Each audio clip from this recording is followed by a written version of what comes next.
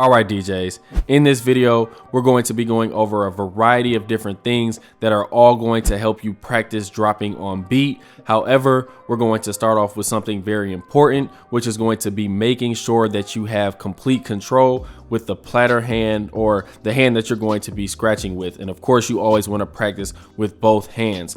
Now, every single piece of equipment is going to be a little bit different, whether you have jog wheels or a turntable, using vinyl. When you're pulling back on the platter and then dropping, everything is going to feel a little bit different. The more advanced you are, you kind of pick up on these things quicker. However, if you're more of a beginner, it may take some time to get used to the particular piece of equipment you're using. So the first thing we're going to do is simply just drop or do a forward scratch, and then we're going to pull back on the platter just like this.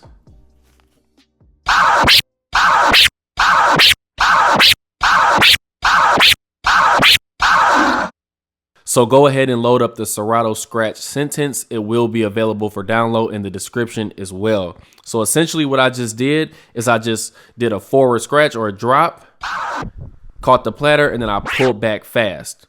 Okay, so we're just going to do that over and over and over. And the point of this is to make sure that every time you drop this platter or your jog wheel and pull back, you kind of want to be in the same spot. So you always want to be pulling back, whether you like to pull back at 12 o'clock or a little bit before. You always want to be coming back a little bit before the actual sample or the sound, and you want to be pulling back to that same exact point. And the reason for that is that's going to be that control. You don't want it to sound like this.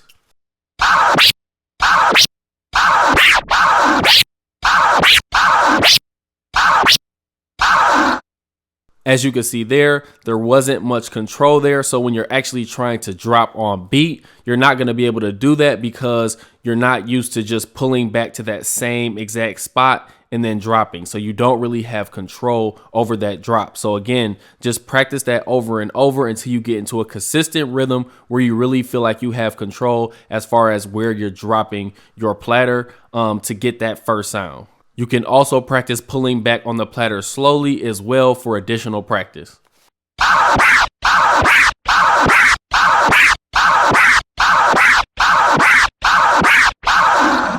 So this is especially for those that are beginners, as well as for new scratch DJs or those that may have just gotten some new equipment. You want to make sure that you do this just to make sure you have full control on dropping that platter or that jog wheel.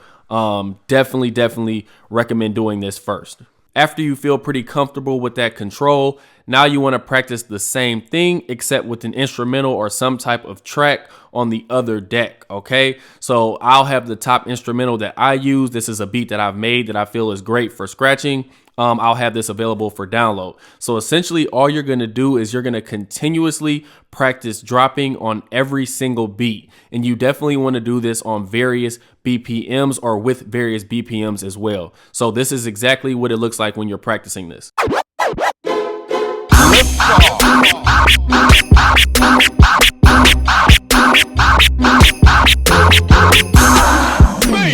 So there's an example of me using a pretty fast BPM and just focusing on dropping on every single beat as perfectly as possible. Okay, so with this fast BPM, you can also technically cut it in half. So if I put this at 140, you can practice as if it's 70 as well. So it's important to definitely practice on different BPMs. Okay, so here's what it would look like and sound like if I practice a little bit slower.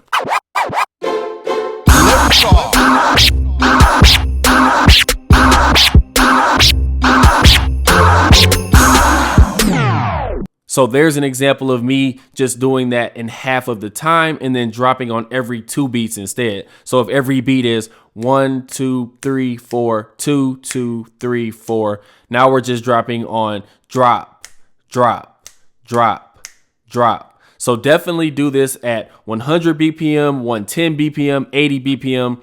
Practice this on as many BPMs as you can, just dropping on every beat or dropping on every 2 beats. And the main thing you want to focus on is every time you drop, you want to be on beat as possible. So continue to do it over and over and over until you can get as closely to on beat as possible consistently.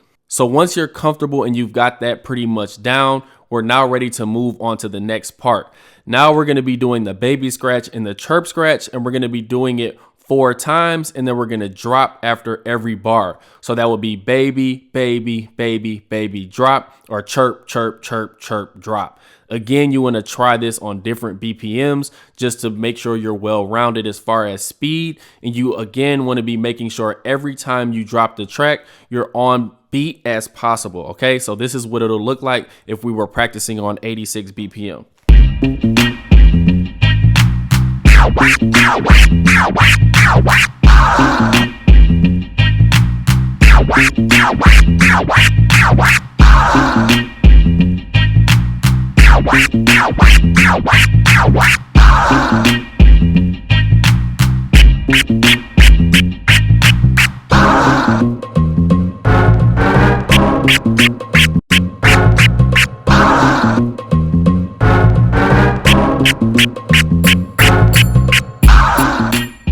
So again, the point is to do 4 babies or 4 chirps and then drop every single bar or after every single bar. And the reason why we're starting with the baby scratch and the chirp scratch is because a lot of scratch patterns that you'll do, they'll actually end with the baby scratch or they might end with the chirp scratch right before you drop the track. And this is exactly what I mean. I'll show you 2 different scratch patterns that I've actually covered on my channel and see and watch how they drop.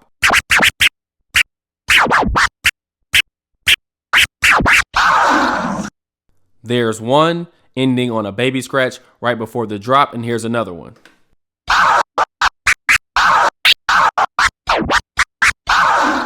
And you can see there, that one ended with the chirp scratch right before we actually drop. Now, every single scratch pattern, or even if you're freestyle scratching, it won't always end like that.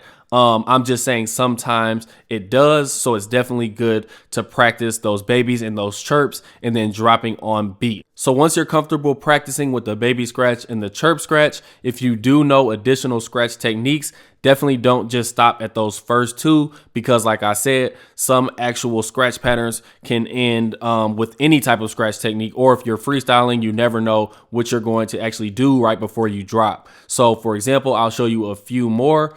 Starting with the one-click flare, for example. Now, you still want to practice this using various BPMs, but you still want to just do the same thing where you actually do the scratch technique for a bar and then you drop right after, and then you just continue to do the same thing over and over. So here's an example of me doing this same practice routine, but with the one-click flare orbit.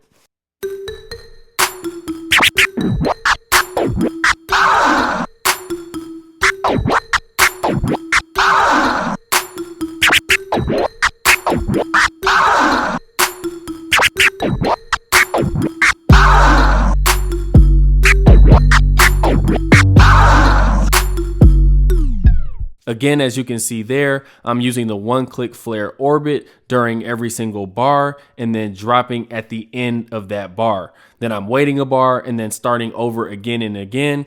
But most importantly is just making sure after you're done with that bar, dropping on beat as closely as possible. So you can also do this with transformer scratches, with the stab scratch, with any other scratch that you want to try to do it with. Just make sure that you follow that same kind of routine where you're doing a bar and then drop, a bar and then drop. Okay. So after you do this for a while with definitely every single technique that you know, I promise that your ability to drop on beat will definitely improve. Like I always say, practice, practice, practice. I know it sucks when you do a great scratch pattern and then you actually get to the end and then don't drop it perfectly on beat. Dropping on beat is a crucial part of scratching, so you definitely want to continue to practice that. Now, if you enjoyed this video, please hit that like button as well as the subscribe button and turn on that notification bell so you know the next time that I upload a video. So without further ado, I will catch y'all on the next flight.